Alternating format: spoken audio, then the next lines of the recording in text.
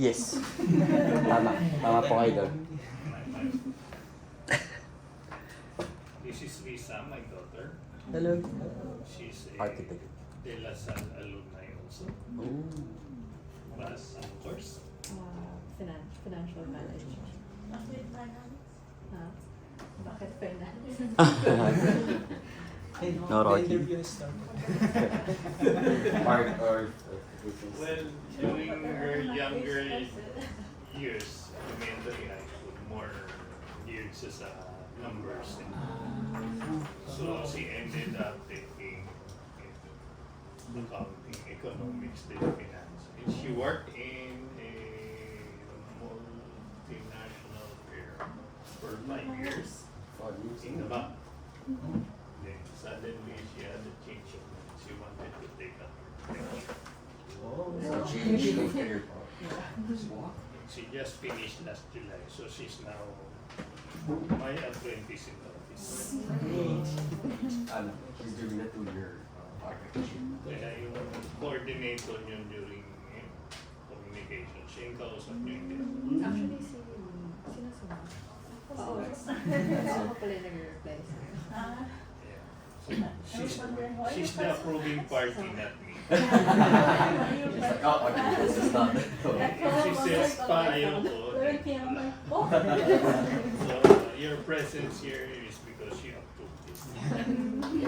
Thank you. Siya yung nag-approve, ako lang yung sasagot. Sabi niya, taga Lasal daw, yung Lasalista.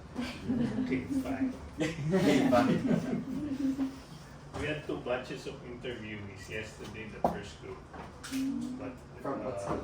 the invitation actually was for Architect Villarosa, so na-ate. No? The first group yesterday is interviewed my dad. No, the second one, I was appointed by my dad to do the interview. That's good. Kasi partners daw kami, so kalate ganyan, kalate. I think the better part is today. Best part.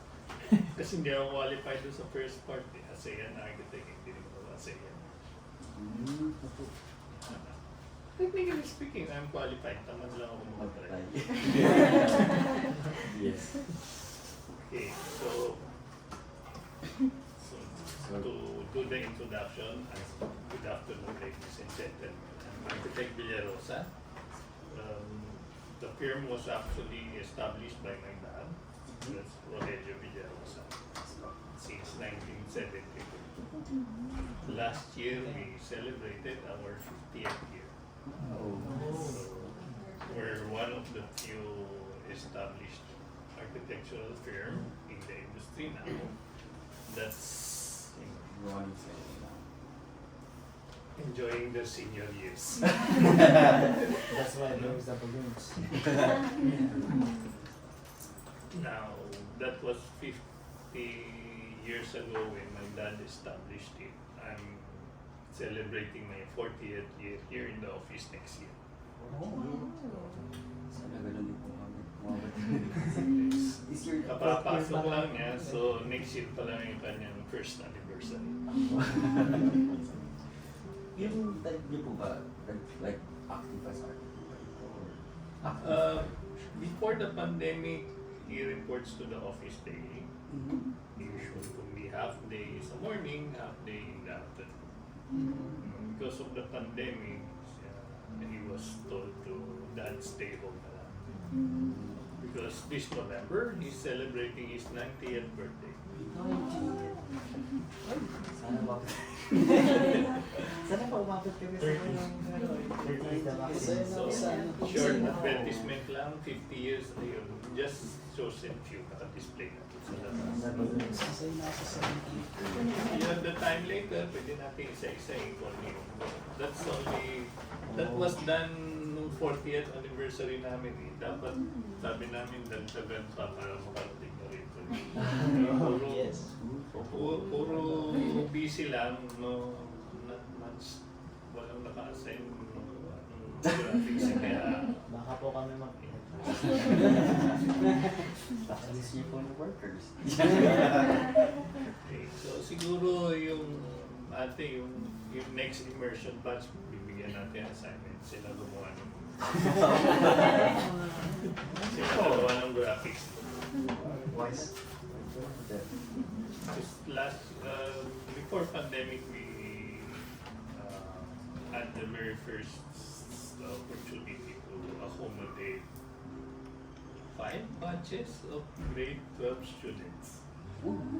Recall sheets. Part kasi nung kay 12 curriculum, yung tinatawag na immersion. So, yung alma mater of my daughter, yung Poveda School, just dyan lang sa may Galleria. Then they contacted our office if we would be willing to accommodate so many number of students to do immersion.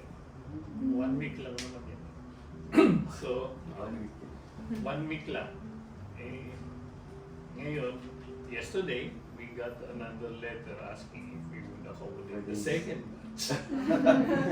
2 weeks naman daw. Very child-friendly. I see you 1 week, so sabi nila 2 weeks daw. So, we're gonna initiation, tingnan natin. Pag-open ng Another blank wall, dagdagan niya. Why not? Yung mga grade 12 students yun. Yung logic ng immersion was just, it's more of, course orientation program. I basically showed them what is architecture all Space about. function. Para bago pa sila mag-college, alam na nila whether type ba nila o hindi. Yes. Anong year na kayo ngayon? I don't want naman on the 5th year, do you deciding the, I'm in the wrong course. Hindi pa po nag-iba na. So yun yung idea ng immersion. Tell them at grade 12, is this the course that you want? Is this the type of work you'd like to do? So, yung 1 week na yun, I showed those 5 little kids what's it all about. I even brought them sa job site, I brought them sa meetings, so makita nila yung actual meeting. Sana hindi na po kami. Dahil po nila kami kasi. Nag-sitting sila sa isang meeting where talagang live meeting yung with clients, engineers, how we're designing a building. May foreign architect pa from Australia, naka-online pa kami. Wow. How great is that? So, great 12. It's really have the opportunity. Third year. Well, that's a thing. Third year lang po kami lumabas ng At least after the 5 days here, I told them, you are now equipped to decide whether gusto niyo ituloy o hindi. Sayang naman pondo ng mga magulang ninyo just for you to quit later. Diba? So, let's see now. I have 6 grade students from which lesson? Dasmariñas. Dasmariñas. Cavite. Yan ba yung may Angelo o Medical Center on one corner? Medical. Angelo Kingdom. Different building ata. Different. But same campus, I presume. Yes. We did that building. Oh, Sir? It was done here. We actually did a lot. We had a look with your with the drawings. Angelo King. I don't know if it's named to kay Angelo King pa at the time. Or is it kasi I've never been back in the campus. At the time kasi when we did that, that was one of the very first buildings na nandun. Very ambitious. Yung family kasi si Mrs. Angelo King talagang he donates buildings to schools. So any group that approaches him, normally he agrees to support, donate part of his CSR, right? Yes, maybe sir. Part yun ng questions na eh. Yes, sir. Different questions. Okay, so he normally donates such buildings But on condition. Siya pipili ng contractor, siya pipili ng arkitekto. The cheap grade. Kasi we did 2 office buildings and we did his house. So ngayon, any projects niya, nakatali kami sa kanya. Like good relationship talaga with the client. Yeah, we did his first house. We did his second house. The second house where he lived for the last years of his life. He died na 2 years ago. Minana na nung grandson. I'm now renovating the house for the grandson. Which can last another for the client. Yeah. So, if you do well in the business, ganun talaga yun. Carry over yung inyong trabaho. From cradle to the grave. What do I mean by that? My dad designed the house of the owner of National Bookstore. The owner of the National Bookstore. And then after doing the house, they were happy. We were asked to do their head office here in Pioneer. After doing that, we were asked to do the warehouse behind the main office. Then we were asked to do the National Bookstore Super Branch in Cubao, Araneta Center. If you're familiar with that one, there's a 9-story building in front of Araneta Coliseum beside Gateway Mall. So they're all done in this office. Since 1986, after I graduated 1983, I became an architect. 84, I did all the branches of National Bookstore nationwide. Since 1986, up to now we're doing the branches. Okay, now when my dad did the house of the owner, the wife is pregnant dun sa bunso, sa last son. 10 years ago, I finished the house of the grandson. Wow. Look at that. Okay. I would know 10 years na yun kasi yung daughter nila is already 10 years old. Okay, so we did the house of the father and the mother. I did the house of the son, the youngest one. Their father who died 30 years ago, I designed the mausoleum for the grandfather. Okay. Now I was telling you the wife was pregnant with the house. Last year the husband died. I'm now doing the mausoleum of the husband. So intertwined yung okay. So that's the summary of our 50 years. Oh. So marami na nangyari sa 50 years. Like really big job. And you're just finishing your first 5. Wala pa first year ng practice. Wala na yung first 5 of graduation. 10%.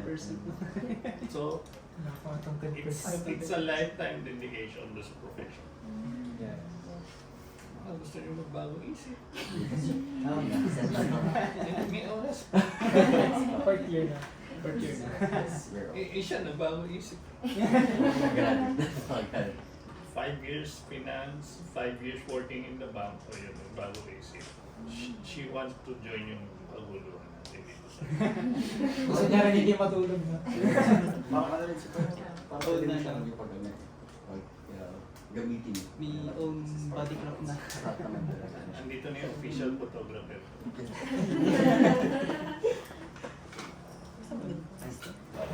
Old body clock. Recording. I-record yun. Yes, nakaraan na. She was wanting to be honest, like really very Casual na. You want this interview very informal, or you want it funny and rowdy? Okay talaga. Best.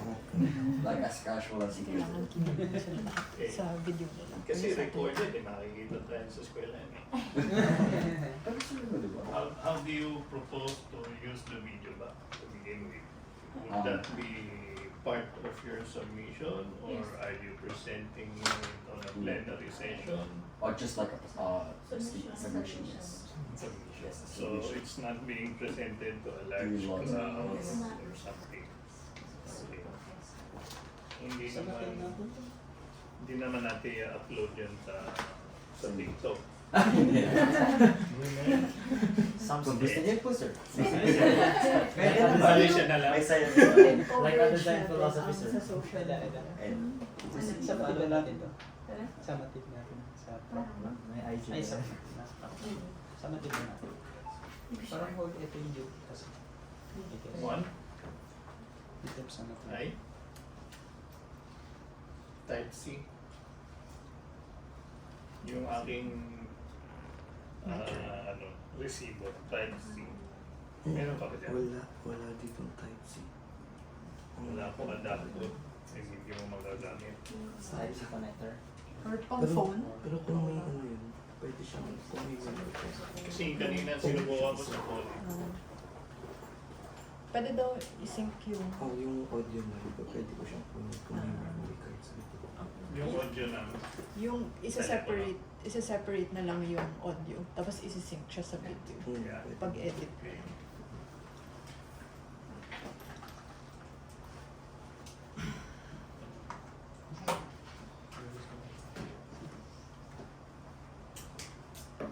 Gawin natin yung microphone. Sabi ko kasi kung sino yung mag-interview gamitin niya. Kung lahat ilagay na natin.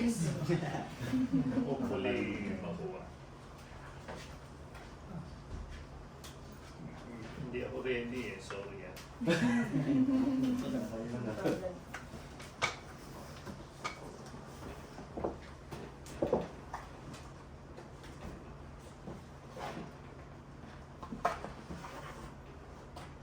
Kailangan ba siya? Hindi. Ay. Papatest ka. Test ka lang magsalita. Bahay kubo, bahay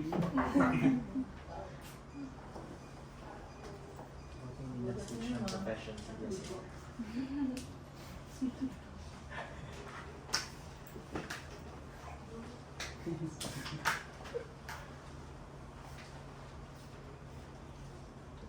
Hindi ko alam, meron na palang architecture sa Lasal. Alam ko dun lang sa ano makatagal? St. Benil ba yung nasa ano? Tough. It's Sa like piling. Nasa Yung sa kanila Yes. kasi ganito yung shot. Akala ko dun lang sila may Kita architecture. sila lahat. Ginawa niya rin po yun. Ginawa niya rin po yun. yung Henderson. Yun. Tapos Yung St. Benil Oo, ako bahala. campus across sa Yes. Yamidi. Ginawa niya po yun. Kaya yung plaza doon was named Pagkagit after lang that. din kapag They called it Villarosa Plaza. Mm-hmm. Now, going back to the Dasma, yung building na dinonate ni Angelo King, if I'm not mistaken, unless they renamed it, yung parang function room po, parang Villarosa all yun at the time. Before. Unless they renamed it. I'm Yeah. not sure. Wala. Wala naman like Silipin nyo na lang. Update nyo na lang. alam ko Villarosa Hall ata yung auditorium. Yung auditorium. Yung alumni sa building. Saan? Kasi yun yung catch nun eh. Donate ni Angelo King yung project. Tinawag niya yung arkitekto. So donated din yung design. So yun yung parang CSR na. Yes. Pwede na kayo sa Yung Yes, great. Dinonate ng kliyente yung building sa condition siya pipili ng arkitekto. Kaya pati yung arkitekto forced to donate his services. So, may question dito ng CSR. Hindi yes, ko okay. Ayan, may sagot na ako. Kasi matagal ko pinag-isipan yung sagot ko eh.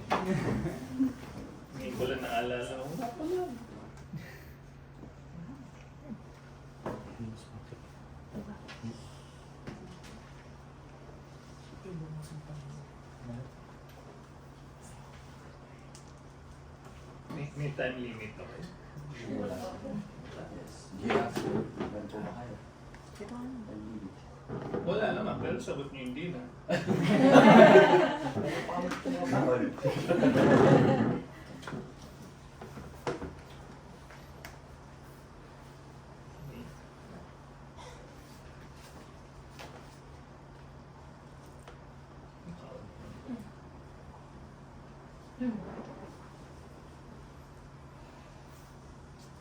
Testing.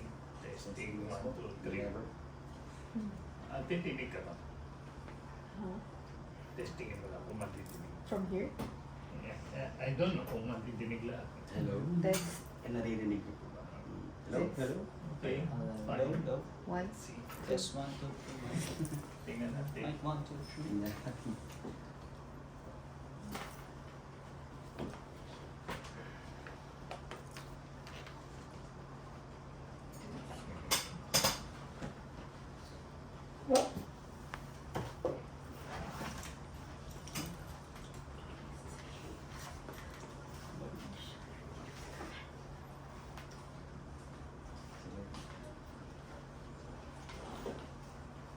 Whenever po. Never be already. Nakaka-off.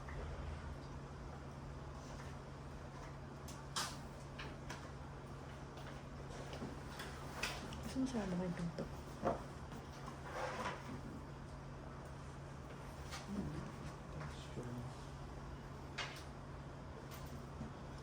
Magaling. Kaya wala-wala na ako kayo ng saksak.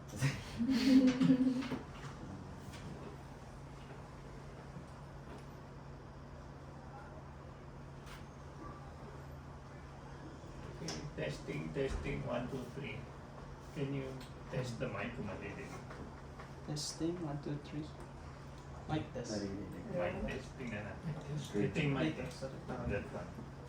With acoustic. Room acoustic. Yes. So look at that. Let's see. Lighting and acoustic. Tingnan natin.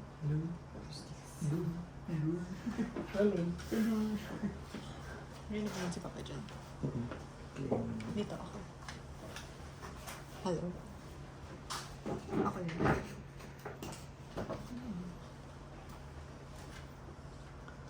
Bakit kanina gumagana ngayon ayaw?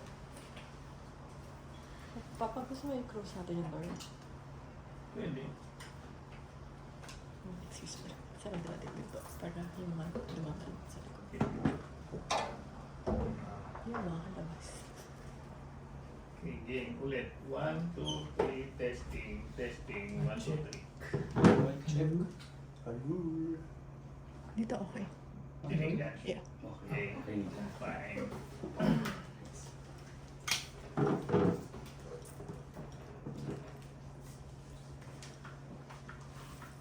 Yan. Okay, game ulit. 1, 2, 3, testing, 1, 2, 3.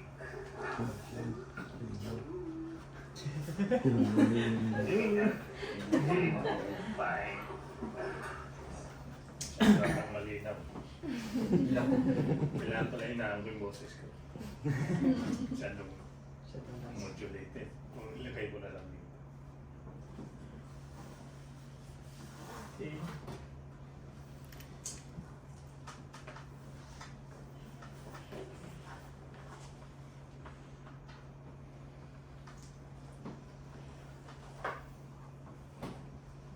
Okay, game.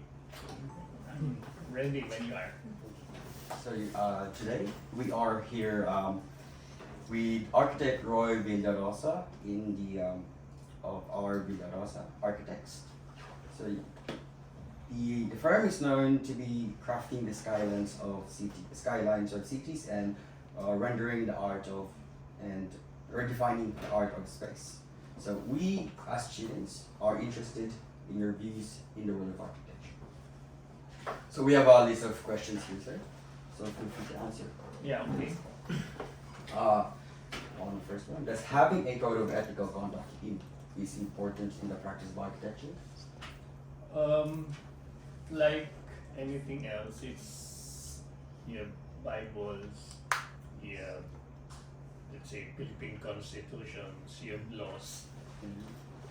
These are created to be your standards or references, it would be easier for anyone to practice their profession if you're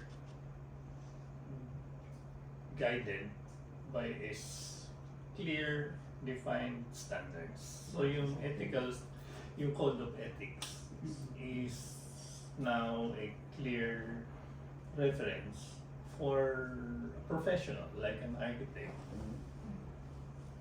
to practice their profession in an ethical manner. Yes. But what constitutes ethical and what constitutes unethical? Nakakaroon ngayon ng disagreement, kanya-kanya interpretation. But now, you have the code of ethics tells you this you can do, this you cannot. So it's important as far as I'm concerned. And there's a long list. Yeah, Really long. it's So, I said, well, it's yung UAP document 200 listed yung code of ethics, and it covers everything: how you deal with clients, how you deal with suppliers, how you deal with your fellow architects, eventually part of their profession, how you even deal with your employees. And if I'm not mistaken, yung first part dun is aside from being yourself, your country and God. So country and God, your fellow man. Yes. That's Yeah. part of being ethical in your profession. Influence Very of good. art. Do you have a copy of the code? It is the We influence did of art. there's a Digital. Digital copy. online copy. I guess. Yeah. Ano lang, ate, can you switch the screen? Next page. Oh, you have it right. Sige pa. Paano na lang Yeah. yan? Yes. He's automatics. Oh, Nandun na yung code of ethics. I shall work with a general objective that my duty is not only to myself, but also to my country and God. Like a vision and mission. I did my assignment already. Yes. Sana pumunta ako doon sa professor. Sabihin namin yun, sir. So, thank you, sir. That's really great. You're ready. You have your presentation too. Okay. So for the next question is what does ethical practice mean to you as an architect? What does it mean to me? Yes.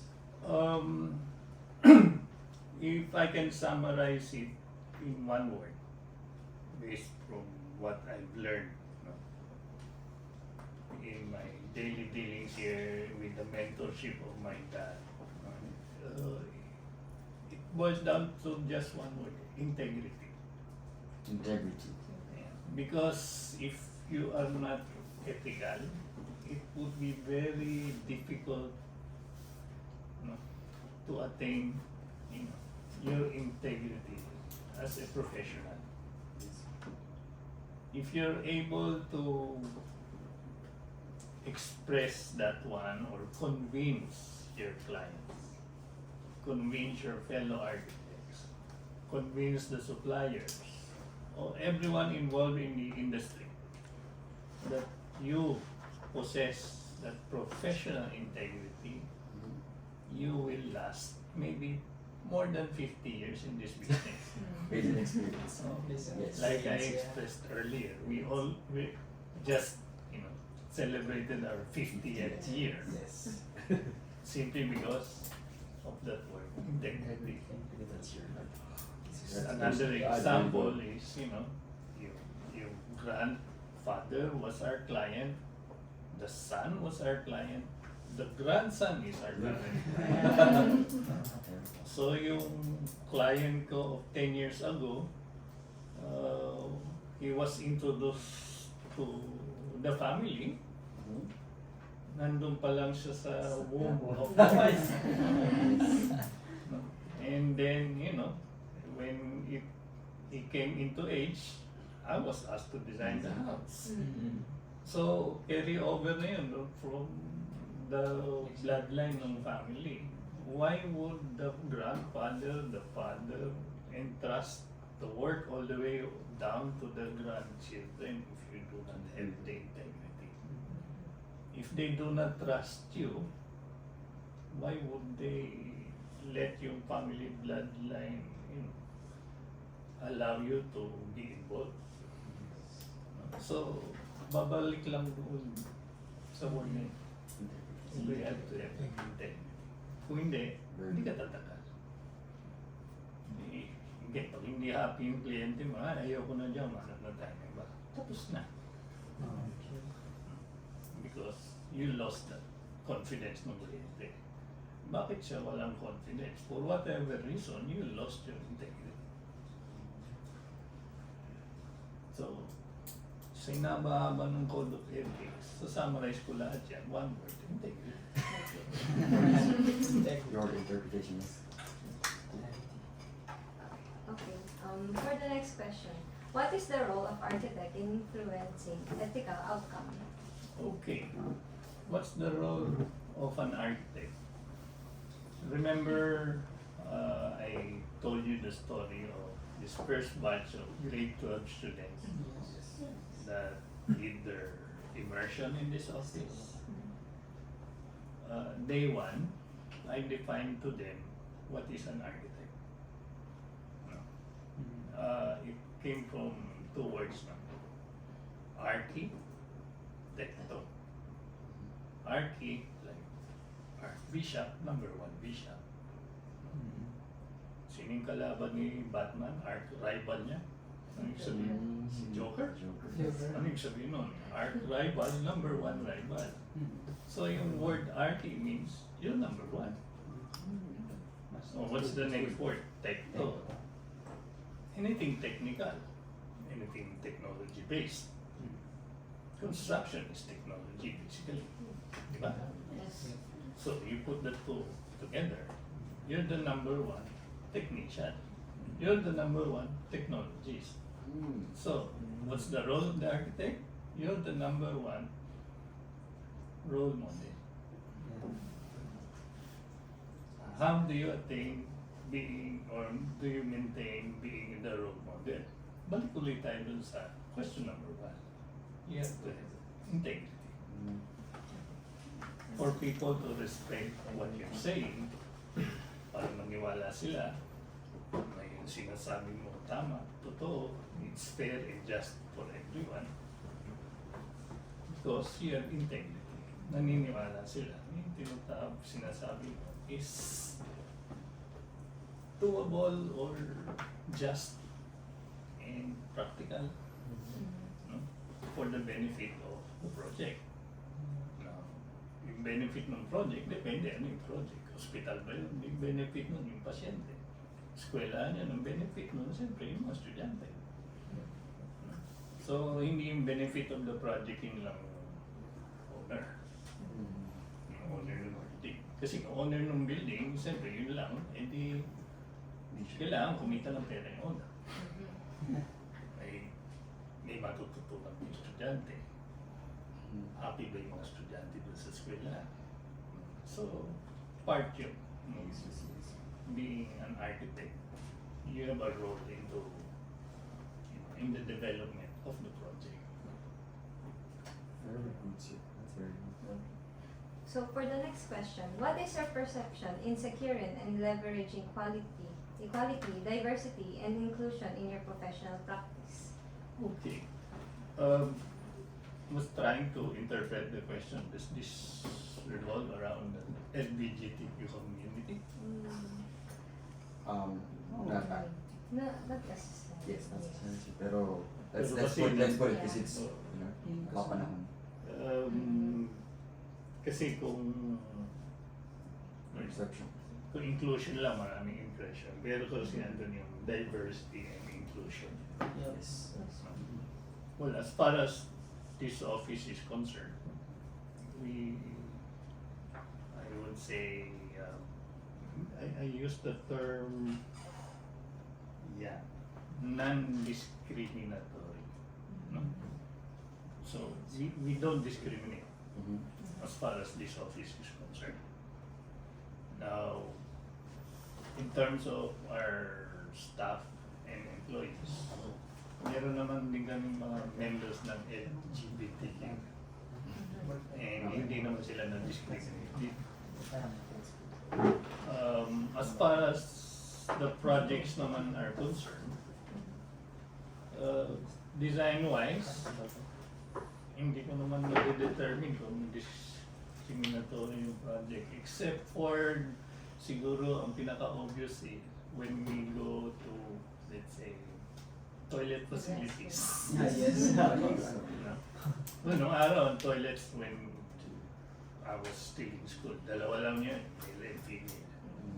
After graduation, in my early practice, naging tatlo, PWD. So, tatlo na. No? Ngayon, there's what you call the all gender. Nga lang, kung napag-uusapan ba, ano yung sabihin ng all gender? Magiging dalawa pa ba yung all gender? O isa lang na formula? But sa design, hindi naman namin pinipilit or ini-enforce na there should be an all gender toilet. Still stick with that. But we do have projects who require so. But since yun yung requirement ng kliyente, because they're trying to also accommodate either their tenants, na yun ang hinahanap ng tenant niya. So, we find ways and means to have those additional provisions. But the rest of the projects, wala namang nang masyal. Of course, kung inclusion, sama na natin mga PWD, which is again, providing them access ramps, mga heights ng handrails, height ng switches, that's being enforced naman na. Yes. That's we have- part and parcel ng aming mga design provisions. When we have hotels, we have designated rooms for PWD rooms. Because yung size ng toilet, even yung size ng doors are different from the usual provisions. So, again, like I said in the beginning, we don't discriminate.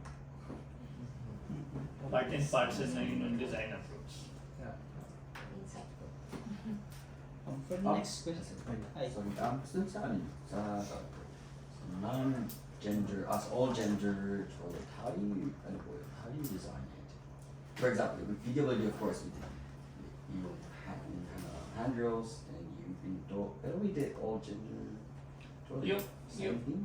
Yung all gender nga, dalawa, meron ko pang all gender na pang, I would say,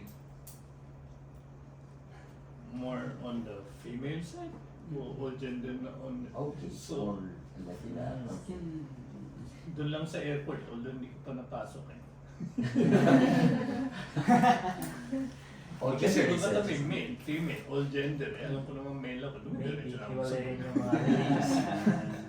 Maybe hiwalay rin yung religious. So, I have a question. Does non-discriminatory follows code of ethics?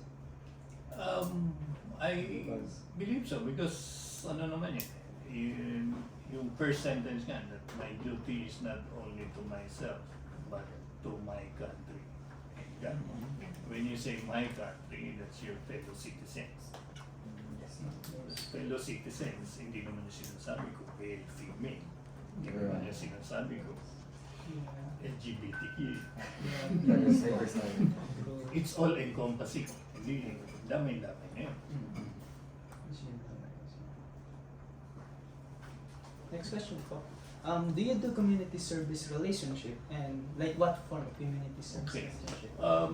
My first answer to that question is currently we don't have a CSR program in the office. Our office is a little, relatively small, and wala kaming allocated funding for such program. But then again, it's not already an excuse if we discuss it internally. Like, sabi ko nga, we just crossed the milestone of 50 years. Siguro the next 50 years, we can look into creating a program internally to head that. But my second quick answer to that question is from time to time, we entertain mga community Service based services for the benefit of the community. Yung case example ko earlier is we have clients who are very actively doing community related projects wherein they donate buildings. We have clients na ang tinatawag nilang arkitekto is our firm. Alam, makatali doon, donated din yung services na. So, I would say, ano na lang yun, by coincidence. But it's not a daily or a regular scenario. But we can consider creating one. In as much as madadagdagan na yung partners ng opisina. It used to be just my dad and myself. Ay meron ng third person in line na yun. I don't know. So, New idea. That's very good. the only constant naman in life is changing. True. I believe so. It's my future. Yeah. So maybe it's time to change for including, inclusivity naman din daw eh. So let's include the CSR program in our existence dun sa ating next 50 years. Sige, next question. Okay. Next question po. Can you share an important challenge in your profession and how you overcome them that students like us may learn from it? Simple question, but very long answer. I took over all 50 years. You make stand-up answers. Pero kasi nga, how do you overcome Yes. a major challenge? Siguro I'll take it from from my dad. He always say this line: in loving work, there is honor. What does he mean? Well, when you're encountering problems and challenges, as long as you love your work, meron kang gigil to finish it eh. Kahit no matter how challenging the project is. It's not because you're just after the financial rewards eh. Pero minsan kasi meron mga projects na talagang alam mong hindi ka na makikita eh. Minsan abonado ka pa eh. But simply because you love your work. Yes. Self-actualization. Ipagtsatsagaan mo talaga. You will overcome it. Yung sinasabi na if there's a will, there's a way. Nag-isip lang ako anong magandang example. Yes. Okay. When I was a student, before graduating, my dad said, Roy, after graduation, I think you have to study abroad. And that was 1983. After graduation, Ninoy Aquino got assassinated. There was political turmoil. Economy went down. So my dad said, Roy, we're not in good shape.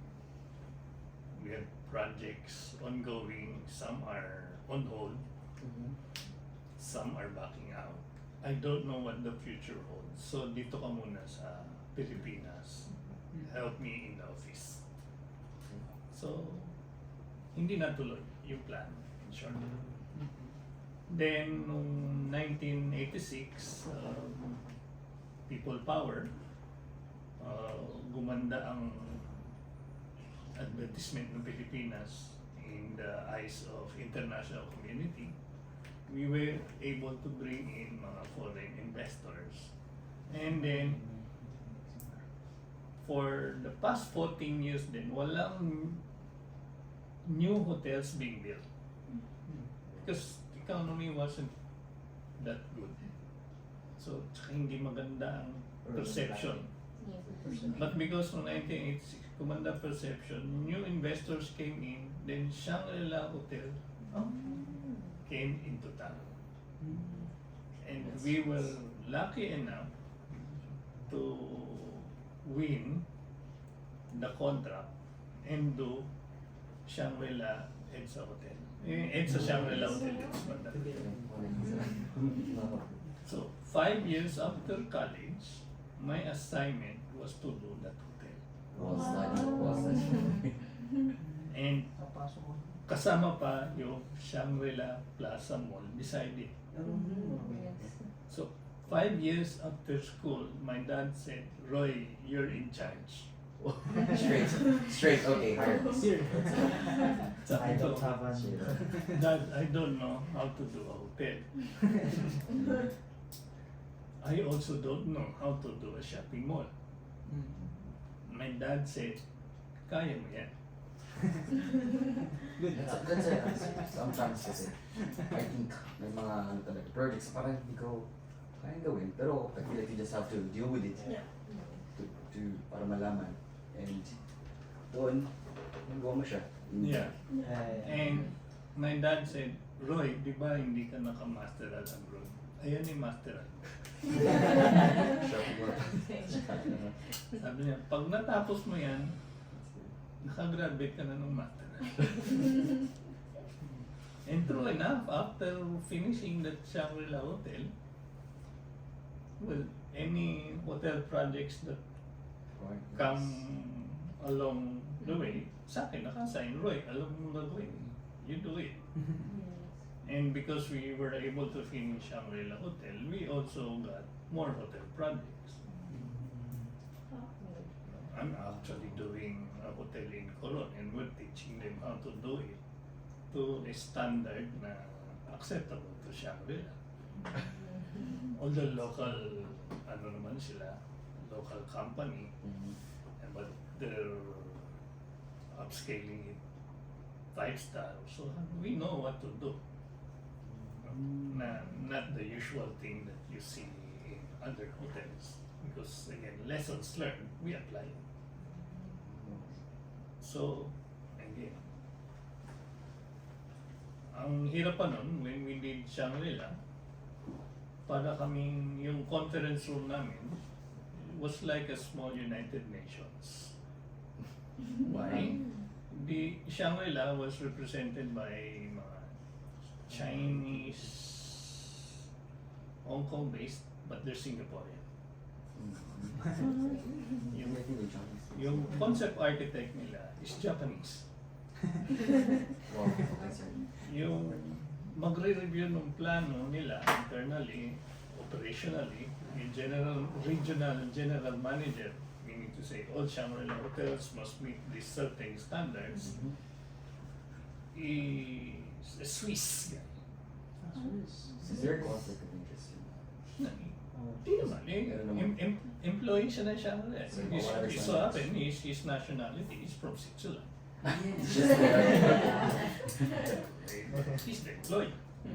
Mataas ang rank. Tapos, the guy assigned to review F&B services, kitchen design ng hotel, is a French-German guy. Okay. Tapos, yung kanilang estimating group for budgeting, QS department tawag nila ng quantity surveying, they're Chinese talaga from Singapore. Then ang arkitekto nila, Pilipino. Wow. And then we all meet in the same room. Ang common denominator lang, English. Okay? So, tulad nung sabi ko, 5 years after school yun. I graduated 83, we were doing it 88. So,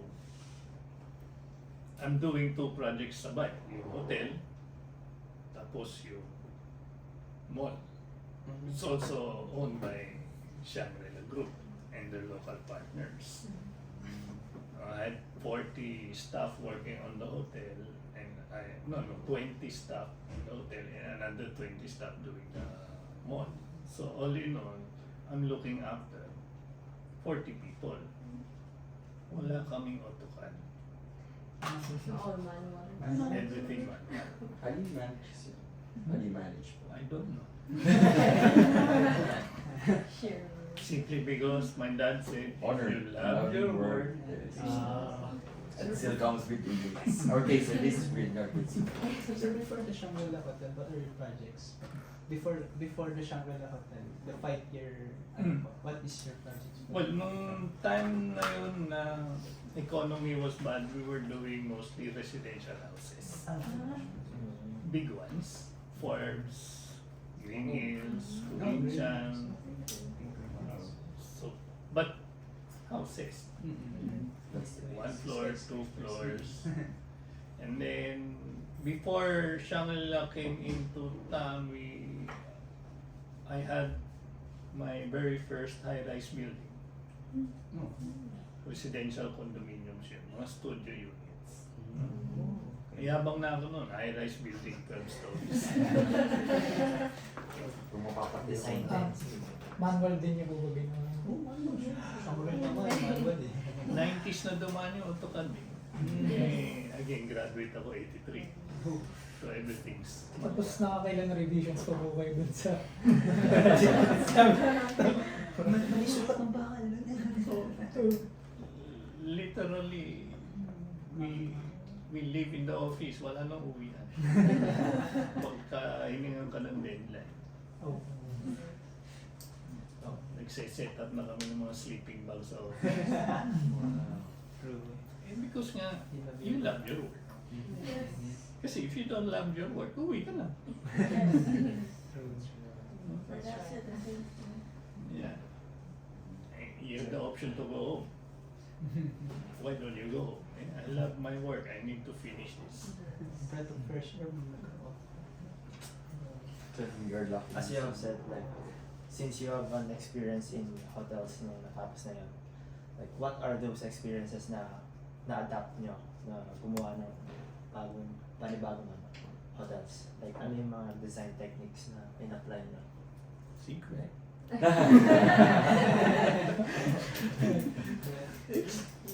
Mahirap in detalya in a setup like this.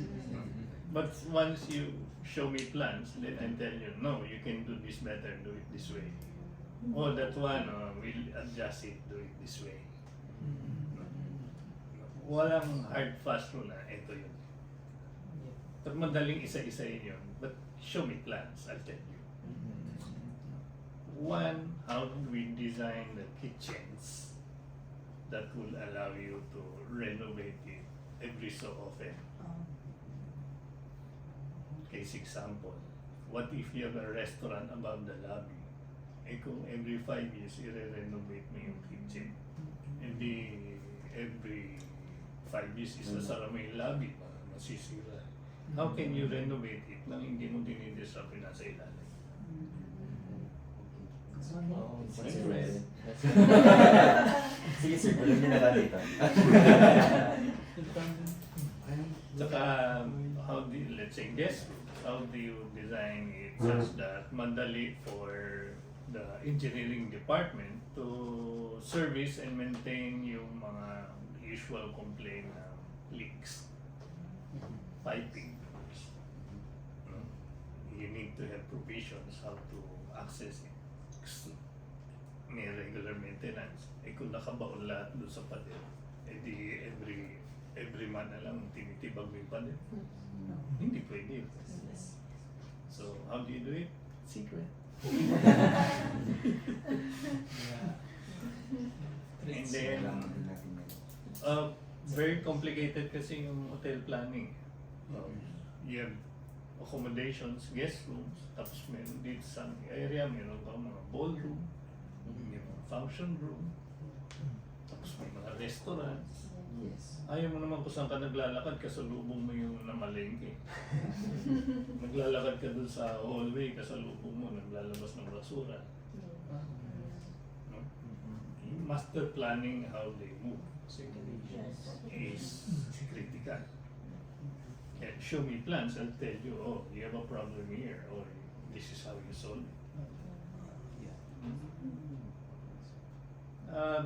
Medyo, because of Shangri-La also, they're very strict on safety. Kasi, siyempre, any untoward happenings or incidents, internationally exposure nila. So they're very strict on that matter. So, honestly, doon ko natutunan basahin yung National Building Code at saka Fire Code of the Philippines word for word. Word for word. Section by section, line by line. Chill. These are the stuff that, you know, kung estudyante ako. Pero But because you had to, kasi Injured. the client, again, foreigner, then ask you, Roy, does your code allow this? I don't know. Wala ka na integrity. You have to prove, no, that's not allowed. Sabihin naman ng client, how come? Oh, because according to section so and so forth, you can do this if like this. Our plan is not like this. Or vice versa. Oh, that's allowed because there's an exception rule here. And our plan, we can do this. Oh, okay, thank you, Roy. So they will now see that you're doing your homework. I can trust this guy. Kasi when I was introduced to the project, sabi niya, this is Roy, he'll be in charge. Tingin sila lahat sa akin. How old are you? 3 months. Yung mga kausap mo, puti ng buhok. Tapos ako, parang may gatas pa sa labi. Parang guyo. After college. So you have to prove yourself. That was a challenge. It's like a really big challenge for us to Diba? come in. Eh, my daughter nga, nahihirapan siya. Ay maniwalang college graduate siya, akala high school pa eh. So, you know, proving yourself to an international people, Yes. medyo, A lot of work. you have to prove yourself. So that was a challenge. That's really Kaya naman nung natapos yung hotel, feeling ko pumuti na rin yung buhok. Na-stress ako talaga doon. So what was your timeline from when they gave you that project to full completion? We got the project 88. We opened the hotel 91. And Shangri-La was really very strict and they're very time conscious. So that's where I learned how to fast track projects. Kasi they say, oh, how long will you be able to deliver the project? Oh, I need 6 months to finish all the drawings. No, we have to start bidding in 3 months. Okay, but you need to do this, do that. We don't have this, we don't have that. Interior designer. I cannot finish the drawing. No. Let's do it this way. Can we start digging the job site? Hindi nagtanong. Sabi ng project manager, yes, we can apply for excavation permit. O sige, let's bid. Nagpa-bidding na excavation. And then, they started digging. I mean, how long will the digging take? 3 months. Okay, Roy, you have 3 months to finish your drawing. So once nag-expect na sila, Oh, sabi niya, 3 months naman makuhukay. O, edi you have 3 months pa to